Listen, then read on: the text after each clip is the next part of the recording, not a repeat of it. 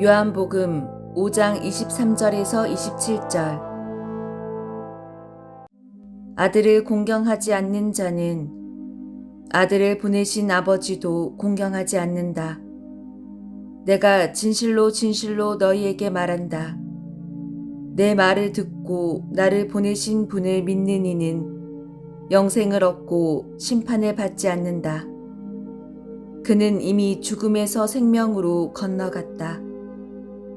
내가 진실로 진실로 너희에게 말한다. 죽은 이들이 하느님 아들의 목소리를 듣고 또 그렇게 들은 이들이 살아날 때가 온다. 지금이 바로 그때다.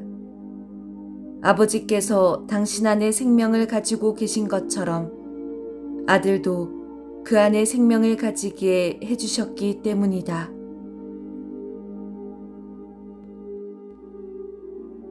주님은 어떤 분이신가 하는 물음에 대한 답은 많습니다만 한마디로 말하자면 행복을 주시는 분이라고 할 수 있겠습니다.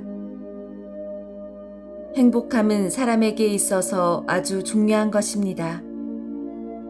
옥탑방에서 부부를 망치로 칼로 죽인 범인이 왜 그런 짓을 하였느냐는 물음에 자기는 살아오면서 행복에 대한 기억은 아무것도 없고 부모에게 버림받고 무시당하고 형제들에게도 폭력을 당한 불행한 기억밖에 없는데 옥탑방에서 가족들이 즐겁게 웃는 소리가 나오는 것을 듣고서는 우라가 치밀어서 그냥 올라가서 다 때려 죽였다고 하더랍니다. 가정이 낳은 괴물이 아무 관련도 없는 행복한 가정을 파괴한 것입니다. 사람은 기억을 먹고 사는 존재입니다.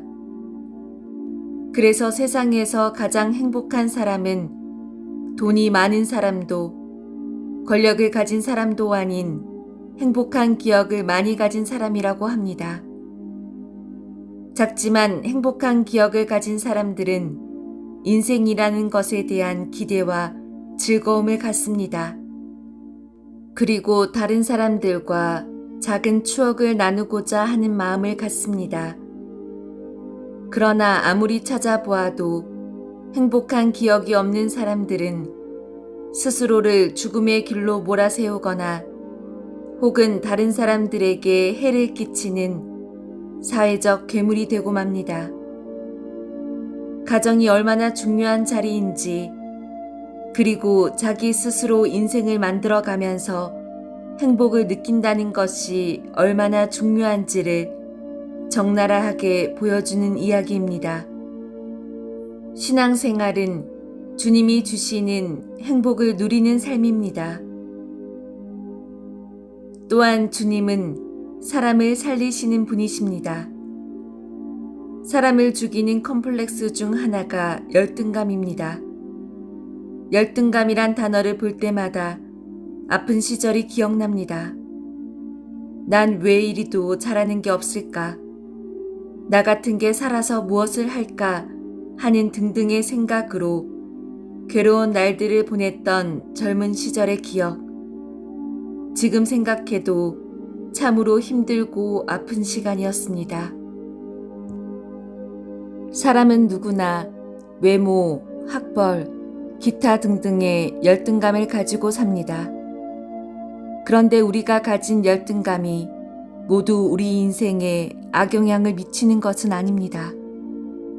알프레드 아들러의 경우 열등감은 인생을 더 업그레이드 시키기 위한 원동력이라고 해석을 하기도 합니다. 열등감이 없으면 게으른 자족감에 빠진다는 것입니다. 그런데도 열등감은 힘든 감정으로 남아서 우리를 괴롭히기에 그 본질을 잘 들여다볼 필요가 있습니다. 열등감 중에 악성은 어린 시절 생긴 열등감으로 그 뿌리가 오래된 것들입니다. 상처와 더불어 마음 안에 자리 잡은 악성 암 덩어리입니다. 어린 시절 불우한 가정에서 자라서 행복한 기억이 별로 없는 이들이 이런 악성 열등감에 시달리면서 살아갑니다. 그래도 이런 열등감은 견딜만 합니다. 더 커지지 않는다는 것입니다. 그런데 간혹 이것이 큰 열등감이 되는 경우가 있습니다. 악성 열등감이 더 커지는 이유는 무엇인가? 자기 혐오, 자기 모멸감을 가질 경우 악성 열등감은 마치 모닥불에 휘발유를 부은 것처럼 감당하기 어려울 만큼 커집니다. 그래서 우울증에 걸린 사람들이 더 심한 열등감에 잘 빠지는 것입니다. 그러나 이런 악성 열등감이 있지만 이것이 더 커지지 않게 하는 방법이 있습니다. 내 주위를 나를 행복하게 해주는 사람들로 채우는 것입니다. 나의 아픈 이야기를 들어주고 나의 마음을 공감해주는 따뜻한 마음을 가진 사람들이 많으면 악성 열등감은 서서히 힘을 잃어갑니다. 또 신앙생활을 통하여 자기 가치감을 찾는 것입니다.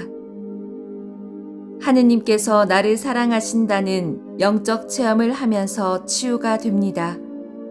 또한 늘 자기 자신을 보고 웃어주고 자신을 돌봐주는 마음으로 인생을 꾸려가는 것도 중요합니다.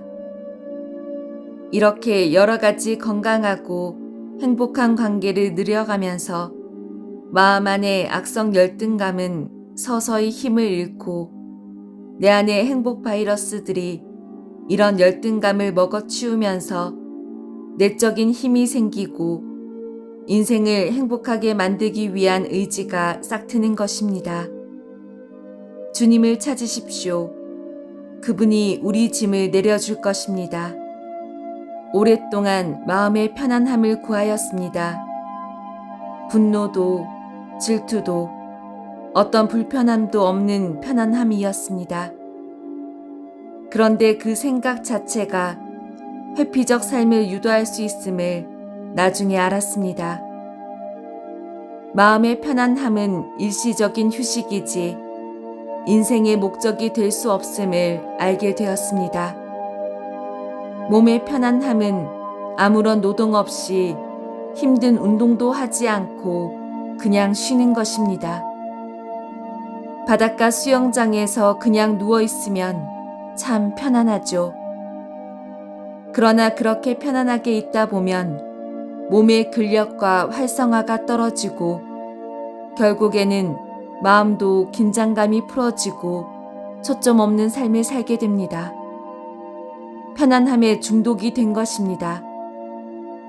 우리가 추구해야 하는 것은 편안함이 아니라 마음의 힘입니다. 육신의 힘이 있어야 자기가 하고픈 일, 가고픈 곳을 가듯이 마음의 힘이 있어야 자기 실현을 위한 삶을 살 수 있습니다. 편안함을 구하지 마십시오. 힘을 기르기 위해서 노력하십시오. 재개발 현장에서 몸으로 깨달은 것입니다.